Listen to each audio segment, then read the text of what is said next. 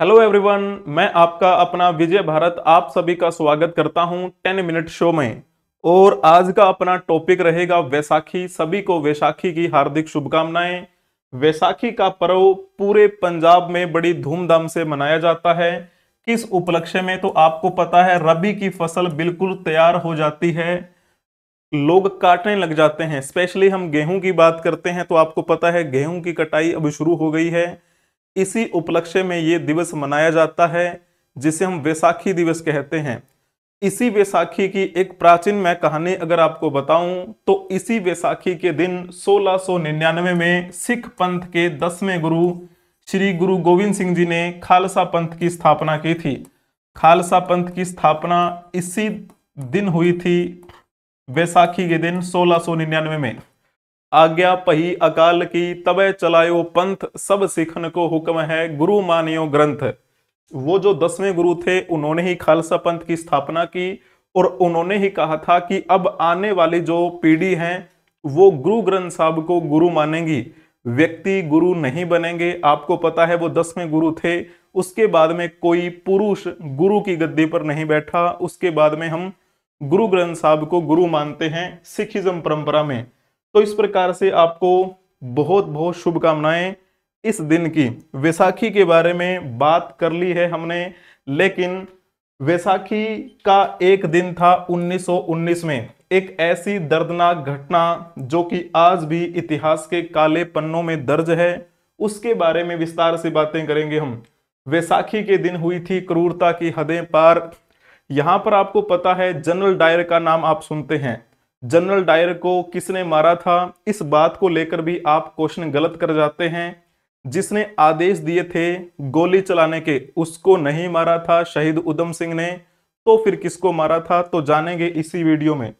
तो सबसे पहले आप जब जलियांवाला बाग के बारे में जानेंगे तो कहां पर दिखाई देता है? ये आपको पंजाब के अमृतसर में दिखाई देता है। ये जब आप वहां पर जाएंगे जलियांवाला बाग में तो आपको ऐसा वहां पर दिखाई देगा। लोकेशन के मुताबिक अगर देखा जाए तो सबसे पहले आपको सर्च करना है पंजाब, या सीधा ही लिखोगे जलियांवाला बाग तो ये हमारा प्यारा भारत का मैप आपको दिखाई दे रहा है। ये रहा पंजाब, जिसकी बाउंड्री वर्तमान की दृष्टि से हरियाणा के साथ लगती है, राजस्थान के साथ लगती है, हिमाचल प्रदेश के साथ लगती है ना। तो इस पंजाब के जब देखेंगे ये लोकेशन आपको दिखाई दे रही है, यही है जलियांवाला बाग। जब हम बात करते हैं 1919 में, तब आप कह सकते हैं हरियाणा भी इसी पंजाब का हिस्सा हुआ करता था।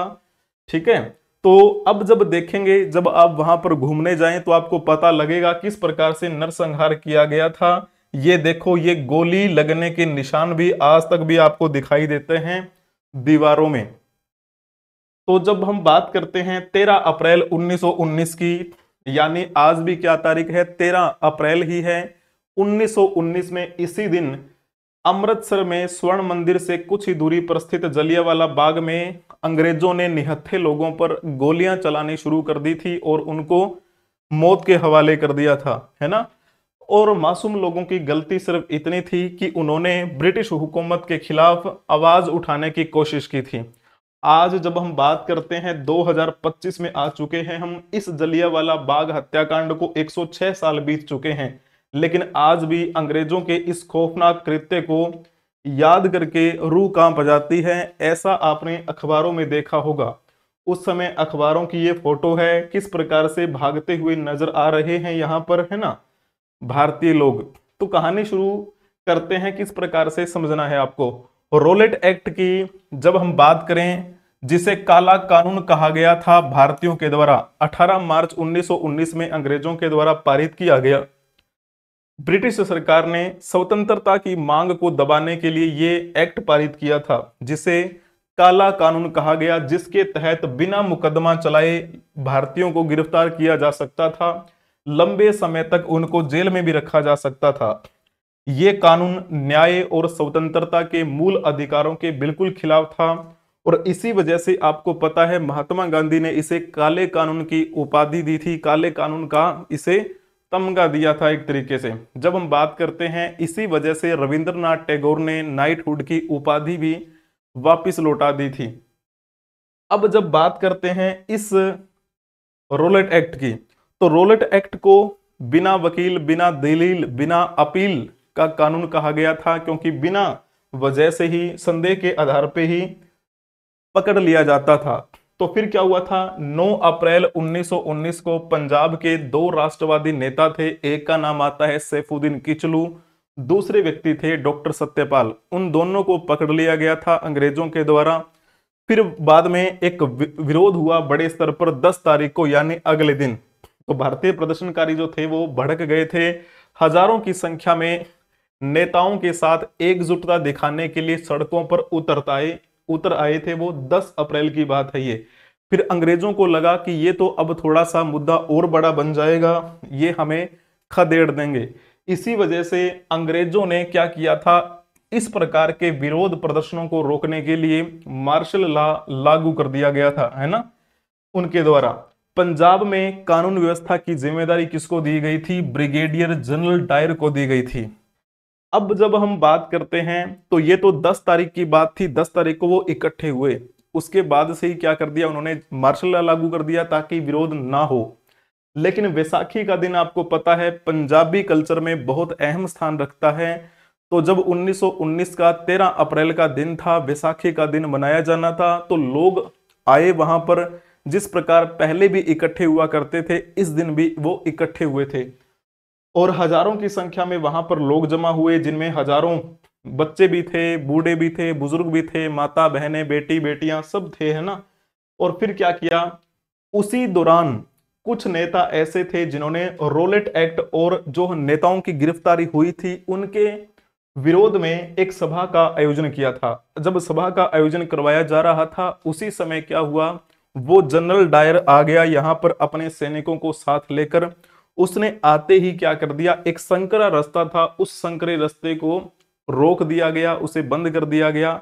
और उसने सैनिकों से कहा कि सब पर क्या है, गोलियां चलाना शुरू कर दो। अब निहत्थे भीड़ पर गोलियां चलाना शुरू कर दी, जिसमें पुरुष, महिला, बच्चे जो हैं वो हजारों की संख्या में मारे गए थे।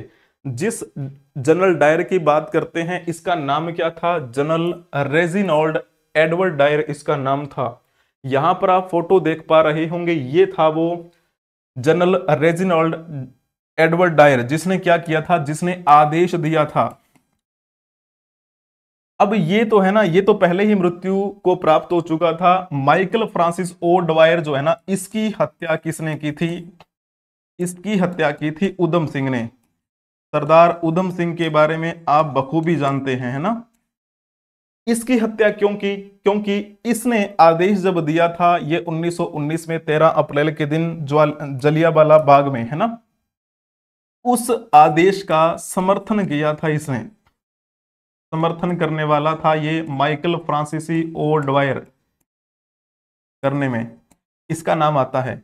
इसका जन्म कब हुआ था, 1864 में इनका जन्म हुआ, और इसकी हत्या 1940 में कर दी गई थी। किसके द्वारा, तो आप कह देंगे उधम सिंह के द्वारा। लेकिन ये तो पहले ही मृत्यु को प्राप्त हो चुका था। ये भी 1864 में ही पैदा हुआ था, लेकिन ये तो 1927 में ही मृत्यु को प्राप्त हो गया था।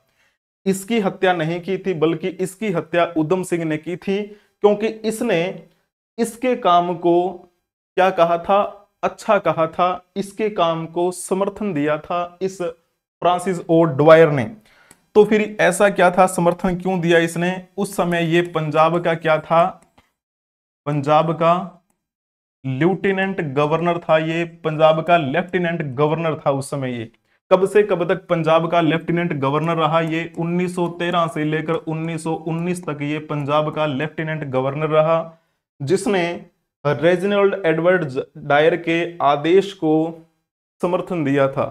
ठीक है, इसकी मृत्यु 1927 में हो गई थी।